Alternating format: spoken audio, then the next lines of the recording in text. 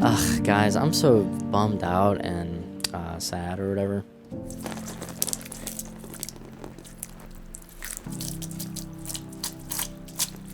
There are literally so many people in the comments of the last video really out here thinking this was the sword. Thinking this was my actual attempt at making a sword. I just don't know how it could have been any more clear. I literally wrote it on the thing. I was checking to see if I could make a sword. This isn't the actual sword. I was checking to see if I can make one.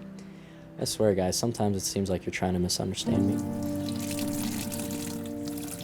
And that really hurts. Oh well.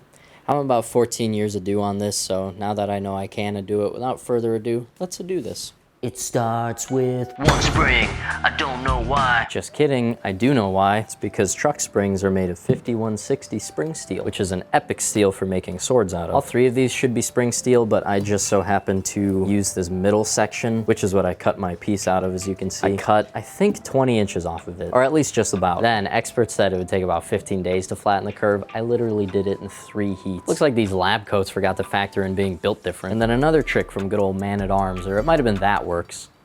Can't remember, sorry. When you're working with a bigger piece of steel like this, especially if you don't have an assistant, moving this whole thing around while it's like over 1,000 degrees using only blacksmithing tongs, kind of out of the question. So I got about 1.5 feet of this rebar and I put a bend in it. It makes a really pretty good handle to control the twisting motion, and I'm actually gonna weld this to the bottom here. So while I'm heating up the steel to work it, I can actually keep this cool with some water. And being able to manipulate the steel just straight up with your hand instead of having to fiddle with the tongs and all that, it's gonna make this so much easier. And just in case any of you are bent on misunderstanding me again, this is not the tang. I'm cutting this off after the forging is done. The blade, the shoulder, and the tang will all be one continuous piece of spring steel. You got that, punk? Ooh, dang, you know what? Actually, this is the tang. In fact, this is the whole handle. I'd say this sword's pretty much done. Wow, guys, what an honor for you to see me make my first sword ever. I hope I had as much fun making it as you did watching it. And remember, until next time, keep building, builders.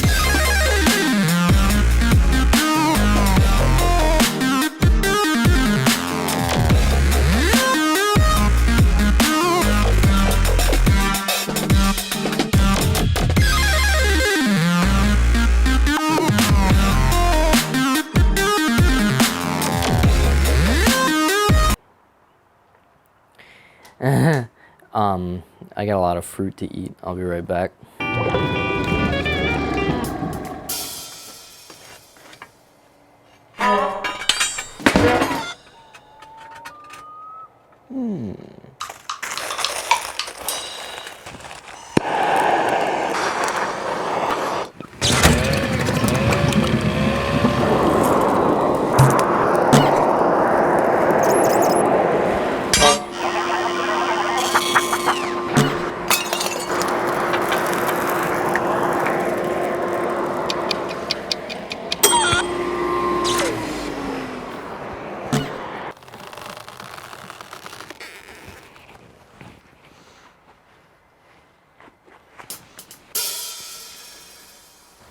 So everybody out here asking big questions, talking about, what kind of sword are you making, Eli? Will it be an Ulfbert?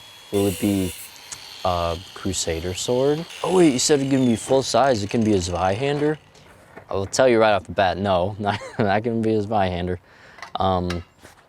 Hey man, straight up, I'm trying to make a sword type sword right now. You know what I'm talking about? Well, got a blade, handle, that type of thing. I'm not super picky at this point. Maybe I should be. You know what? We'll say it'll be closest to an Ulfbert, all right? But I might want like maybe a longer handle, okay? And the blade might be different too. So Ulfbert, but if it ends up looking nothing like that, just understand that was part of the plan too.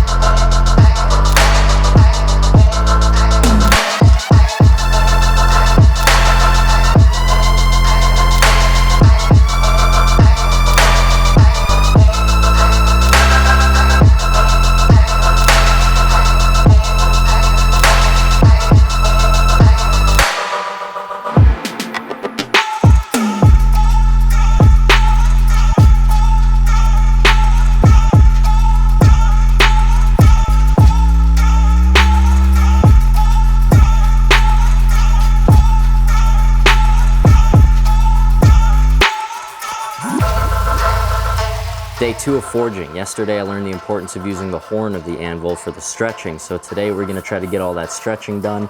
Maybe the bevel, maybe the shoulder, maybe the tang. Pretty much everything except the tiny bit that I did yesterday. I don't know, man. Actually, I do know. Easy work. Let's get this bread, boys and 4 girls.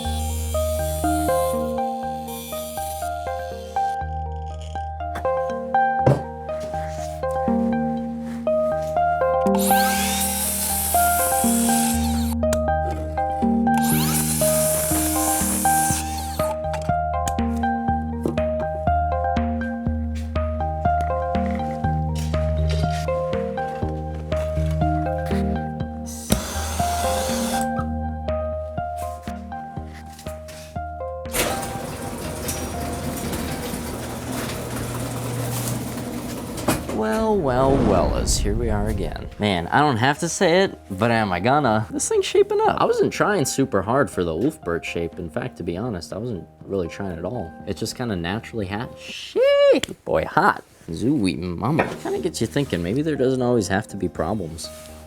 Maybe stuff can just be good sometimes. Isn't that a crazy thought? Now, don't get me wrong, I'm definitely learning a whole lot about the blacksmithing just by doing it, but I think my favorite lesson that I learned during this whole first part of this project is just to like, stop turning everything into a project. Not everything has to be like its own episode, and I don't even mean like a YouTube video, I just mean like a whole episode in your head. Like for example, the little thing that I put on the side of the forge. In the past, as shameful as it is to say, that easily could have been like an entire work day for me. Just when you get into that mindset of like, now what is the best way I can go about doing this? Do I have all the supplies to do this? And before I know it, it's 4 o'clock and I've still got a couple of hours of daylight to do it, but then I'm like worn out from all the thinking and I'm like, okay, I'll do it tomorrow. But instead, I just kind of changed my mindset about it. I made it more like, you know, you're thirsty, you see a cup of water, so what do? Sit there and make a plan? No, without even thinking, you grab the cup and you drink. I needed a thing on the side of the forge to support the sword. So you just make it, and then you have it, and you can get back to forging. I know this might be intuitive to a lot of like really hardworking people out there, but I'm like, there's a lot of toxic thought patterns that I'm trying to unlearn and disintegrate for myself. We'll leave it at that. But it's been like, what, 10 days since my last video? It's pretty good. I think the fruits of my new mindset are already coming to bear. Oh, the other thing I learned, anvils are a lot bouncier than they look. I almost freaking killed myself hammering the bevels. I've been using that railroad tie to forge for like forever, so that's what my brain is used to. So I'm hammering the bevel and I miss one time and I just straight hit the anvil. And boy, that hammer came back at me. It hit my face shield. That's how close it got. I mean, thank God it did not make contact. My forehead is big enough. I don't need it swollen too. So aside from all the really good technique stuff that I'm learning from just, you know, actually blacksmithing, those are the 2 main lessons that I've learned so far. Don't turn everything into a project in your head, and anvils are bouncy. Hope you guys enjoyed the true part 1 of me forging my first sword ever. I think it's turned out pretty epic so far. That's all I got for today. Thank you all very much for watching. I'll talk to you later. Bye.